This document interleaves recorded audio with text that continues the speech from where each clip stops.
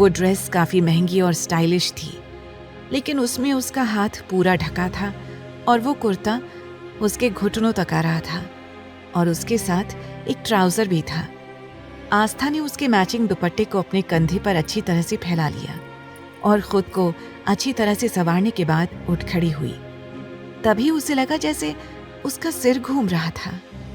Medicine और heavy injection देने की वजह से उसे चक्कर आ रहे थे, लेकिन फिलहाल वो खुद को बिल्कुल परफेक्ट तरीके से खड़ा करने की और ज्यादा कुछ ना सोचने की कोशिश कर रही थी। लेकिन ठीक उसी वक्त डॉक्टर रश्मि कमरे में आई। जैसे उसने आस्था को इस तरह से ड्रेसअप किया देखा, कुछ पल के लिए रश्मि उसकी खूबसूरती देखती रह गई थी और मुस्कुराते हुए बड़बड़ाने लगी।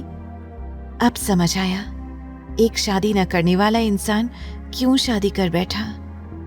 इसकी खूबसूरती देखकर तो कोई भी अपना मन बदल लेगा और शायद इसीलिए उसने इस लड़की की खूबसूरती से इम्प्रेस होकर इससे शादी की है। ये सोचती हुई रश्मि कुछ पल के लिए मुस्कुराने लगी। रश्मि को इस तरह से मुस्कुराते हुए देखकर आस्था हैरानी से उसकी ओर शक भरी नजरों से देखकर बोली, आप कौन हैं और आप इस तरह से हमें देखकर मुस्कुरा क्यों रही हैं? अब जैसे ही आस्था ने ये सवाल किया, रश्मि तुरंत आगे आई, अपना हाथ आगे बढ़ाकर कहने लगी, हेलो मिसेस अरमान सिंघानिया, मेरा नाम डॉक्टर रश्मि है।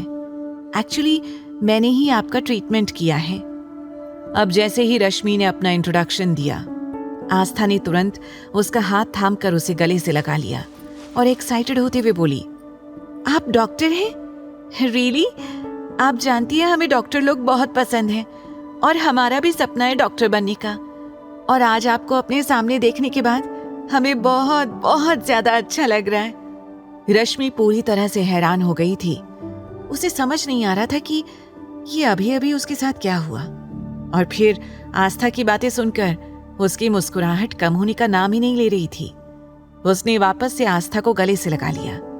वो मन ही मन सोचने लगी, क्या वाकई ये इतनी खतरनाक इंसान की बीवी है? आस्था के इतने मासूम सवालों को सुनकर वो बहुत ही ज्यादा खुश हो गई थी। इनफैक्ट वो तो आस्था से काफी इम्प्रेस हुई थी।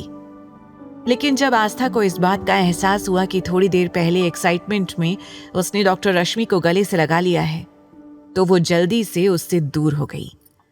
आस्था ने अपने बालों को अपने चेहरे से पीछे किया और जल्दी से बोली, वो I am sorry doctor, actually मैं भी डॉक्टर बनना चाहती हूँ, तो इसीलिए मैंने जब आपको देखा तो मैं खुद पर कंट्रोल नहीं कर पाई। रश्मि ने प्यार से आस्था के गालों को छू लिया और बोली, डोंट वरी मिसेस सिंघानिया, मुझे पूरी उम्मीद है कि आप बहुत जल्द एक परफेक्ट डॉक्टर बनेंगी। रश्मि की बात सुनकर आस्था का चेहरा उतर गया। उसने बड़बड़ाते हुए कहा, अब हम आपको क्या बताएं, हमारा तो सपना शुरू होने से पहले ही खत्म हो गया है। आस्था ये सोचकर अपने ही ख्यालों में गुम थी कि उसका डॉक्टर बनने का सपना शुरू होने से पहले ही खत्म हो गया। उसे ख्यालों में गुम देखकर रश्मि उसके सामने अपना हाथ लहराते हुए बोली, अरे कहाँ खो गई आप मिसेस सिंघानिया? बाहर अरमान आपका वेट कर रहे हैं। बार बार डॉक्टर रश्मि के मुंह से मिसेस सिंघानिया सुनकर आस्था को अच्छा नहीं लग रहा था। उसने अपने ख्यालों को झटकते हुए पोलाइटली कहा, डॉक्टर मैडम प्लीज, आप हमें मिसेस सिंघानिया नहीं बस आस्था कहकर बुलाइए, हमें अच्छा लगेगा। रश्मि मुस्कुराते हुए बोली, ओके मिसेस सिंघानिया। रश्मि के मुंह से एक बार फिर मिसेस सिंघानिया सुनकर आस्था मायूस होकर उसे देखने लगी। रश्मि आगे कुछ बोलती तभी अरमान वहां आया और आस्था को मुस्कुराते हुए डॉक्टर से बातें करते हुए देखकर सोचने लगा, ये लड़की मेरे सामने आते ही मैं करने लगती है और एकदम से बकरी बन जाती है, लेकिन दूसरों से कितने अच्छे से हंस हंस कर बातें करती है। रश्मि और आस्था का ध्यान अरमान की तरफ नहीं था, इसलिए अरमान ने खांसते हुए उनका ध्यान अपनी ओर खींचा और बोला, डॉक्टर रश्मि, तुम्हारी परमिशन हो तो मैं इन्हें घर ले जाऊं? रश्मि तुरंत मुस्कुराते हुए उसकी तरफ मुड़ गई और बोली, यस यस अरमान, तुम इन्हें ले जा सकते हो। डॉक्टर रश्मि को सीधे अरमान का नाम लेते देखकर आस्था कंफ्यूज्ड हो गई। आस्था के मन में कुछ सवाल घूमने लगे।